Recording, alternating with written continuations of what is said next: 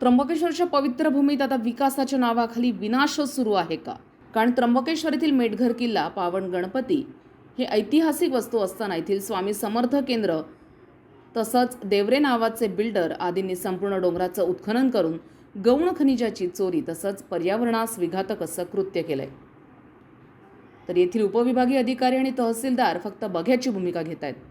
यांच्यावर कारवाई करणार का असा प्रश्न त्र्यंबकवासियांना पडलाय. कारण स्वामी समर्थ केंद्रामध्ये मुख्यमंत्र्यांपासून देशाच्या पंतप्रधानांपर्यंत हितसंबंध असल्याचं बोललं जात आहे. इथे त्यांचं कुणी काहीही करू शकत नाही अशाही चर्चेला नागरिकांमध्ये उधाण आलंय. तरी मुख्यमंत्री देवेंद्र फडणवीस आणि महसूल मंत्री बावनकुळे आपण सुद्धा यांच्याकडे फक्त बघ्याची भूमिका घेणार का? याकडे त्र्यंबकवासी तसंच स्वयंघोषित पालकमंत्री गिरीश महाजन यांना आभाळ देणार की गोरगरीब शेतकऱ्यांच्या घरामध्ये जबरदस्तीने घुसणाऱ्यांना अभय देणार? स्वतःच्या अर्थकारणासाठी किती खालच्या स्तरावर जाणार? स्वामी समर्थ केंद्राचे नितीन मोरे यांच्यासमोर नतमस्तक होणार की लोटांगण घालणार हे पाहणं महत्त्वाचं आहे. सर्वसामान्यांसाठी एक न्याय तर मोरे यासारख्या धनदांडग्या व्यक्तींसाठी वेगळा न्याय. देवरे आणि मोरे यांच्यावर कारवाई होणार का असा सवाल आता उपस्थित होऊ लागलाय.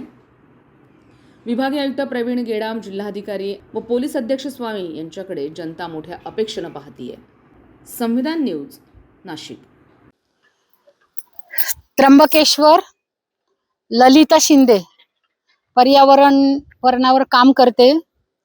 अक्षरशः म्हणजे आता इतका वैताग आलाय की ह्या भूमाफियांनी त्र्यंबकेश्वरचे न भरून येणारं नुकसान करायला घेतलेलं आहे. आता हा संकेत देवरे नावाचा बिल्डर आहे, याने टेकडी फोडायला घेतलेली आहे. अहो जिल्हाधिकारी साहेब आणि गेडाम साहेब, हा सगळा एरिया गोदावरीचा कॅचमेंट एरिया आहे. जर इकडे पाऊस पडला तरच नाशिकच्या गंगापूर धरणापर्यंत पाणी जाणार आहे. पण याच्यामध्ये सगळ्यात मोठा भ्रष्टाचार हे लेआउट मंजूर करणाऱ्यांनी केलेला आहे. हे लेआउट कसे मंजूर झाले? मला स्वतः तहसीलदारांनी सांगितलं की मॅडम आमची याच्यात चुकी नाही आहे, गौण खनिजाच्या बाबतीत आम्ही अतिशय कडक आहोत, पण इथे लेआउटच मंजूर झालेले आहेत पूर्वी. आणि ह्या चिरीमिरी देऊन या आमच्या त्र्यंबकेश्वर नगरीच्या सुंदर सुंदर टेकड्या, अगदी म्हणजे वन विभागाच्या पण टेकड्या असतील कदाचित या, तर ह्या सगळ्या कोरण्याचं, उत्खनन करण्याचं, खोदण्याचं काम हे भूमाफिया करत आहे. मध्यंतरी आडसरे यांनी पण अशाच टेकडीचे सगळा विध्वंस करून टाकलेला आहे. तर जिल्हाधिकारी साहेब, यावर एकच उपाय आहे की लेआउट जे मंजूर केलेले आहेत ज्या अधिकाऱ्यांनी, त्या अधिकाऱ्यांवर फौजदारी गुन्हे दाखल करा आणि त्र्यंबकेश्वरचं निसर्ग, गोदावरीचं सगळं जे हे अस्तित्व आहे, हे छोटे छोटे ओहोळ आहेत, नदी आहेत, नाले आहेत, हे जर वाहिले तरच नदी एक स्वरूप घेणार आहे.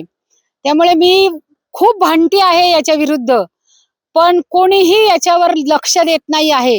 हे सगळं एक दिवस याचा प्रलय होणार आहे आणि सगळा त्र्यंबकराजाने जर तिसरा डोळा उघडला तर हे सगळं एका क्षणात नष्ट होणार आहे.